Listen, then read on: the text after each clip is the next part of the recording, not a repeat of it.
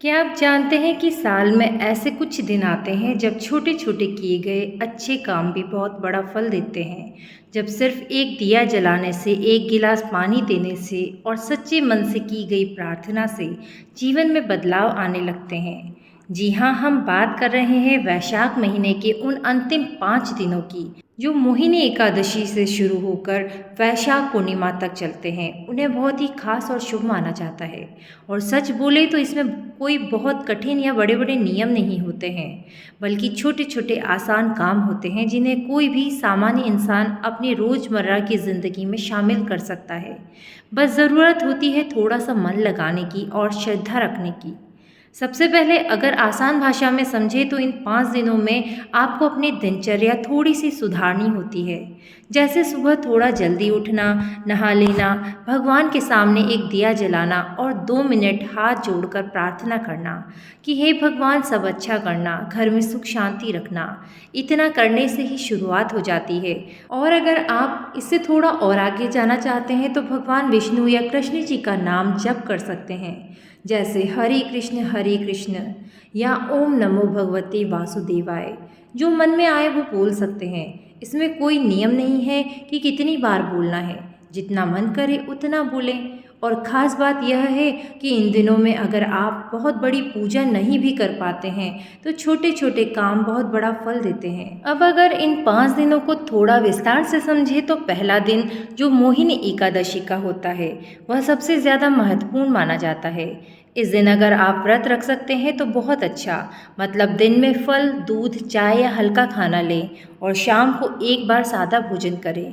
लेकिन अगर व्रत रखना मुश्किल लगे तो भी कोई दिक्कत नहीं है, बस उस दिन थोड़ा हल्का और सात्विक खाना खा लें और भगवान का नाम ज़्यादा लें। तुलसी का पत्ता भगवान को चढ़ाएं और दिल से प्रार्थना करें, क्योंकि माना जाता है इस दिन से शुरू किए गए अच्छे काम जल्दी फल देते हैं। दूसरे दिन मतलब द्वादशी को आप सामान्य दिन की तरह रह सकते हैं, लेकिन इस दिन खासकर किसी को पानी पिलाना बहुत अच्छा माना जाता है, क्योंकि वैशाख के महीने में गर्मी बहुत होती है और जलदान को सबसे बड़ा पुण्य कहा गया है। तो आप घर के बाहर एक मटका रख सकते हैं या बोतल में पानी भरकर रख सकते हैं या छत पर पक्षियों के लिए पानी रख सकते हैं। इतना सा काम भी बहुत बड़ा माना जाता है।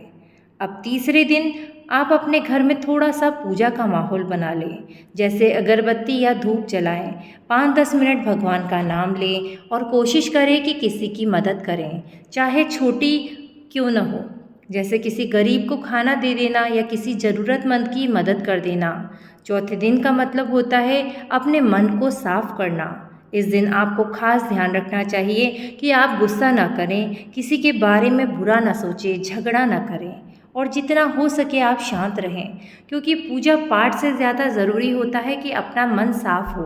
अगर मन साफ है तो भगवान अपने आप खुश हो जाते हैं। और फिर 5वां दिन आता है, यानी वैशाख पूर्णिमा का दिन, जिसे सबसे ज़्यादा फल देने वाला दिन कहा जाता है। इस दिन अगर आप व्रत रख सकते हैं तो बहुत अच्छा, नहीं तो सामान्य सात्विक भोजन करें, सुबह नहाकर भगवान की पूजा करें, दिया जलाएं और किसी गरीब या ज़रूरतमंद को कुछ दान दें, चाहे वो खाना हो, कपड़ा हो या पानी हो। और रात को अगर संभव हो तो चांद को अर्घ्य दे सकते हैं, यह भी बहुत शुभ माना जाता है। अब इन 5 दिनों में एक चीज़ और कही जाती है जिसे अखंड ज्योत कहते हैं, मतलब एक दिया जलाकर उसे लगातार 5 दिन तक जलाए रखना। लेकिन यह ज़रूरी नहीं है, अगर आप कर सकते हैं तो बहुत अच्छा, नहीं कर सकते तो रोज़ सुबह शाम दिया जलाना भी काफ़ी है।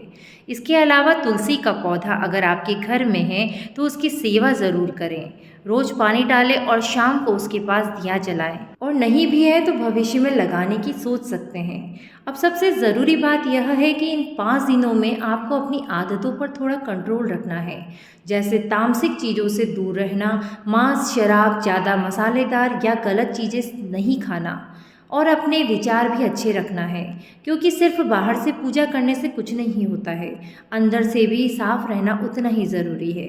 अगर कोई बहुत ज़्यादा व्यस्त है और इतना सब नहीं कर सकता तो भी चिंता की कोई बात नहीं है।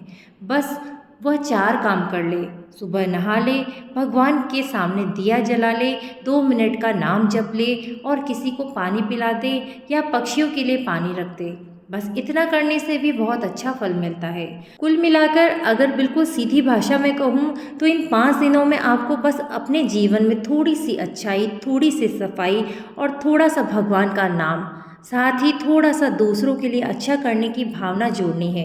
बाकी भगवान अपने आप सब संभाल लेते हैं और यही इन दिनों का असली मतलब है कि इंसान अपने मन को साफ करे, अच्छे काम करे और भगवान से जुड़ा रहे, बिना किसी डर या दबाव के, बस सच्चे मन से।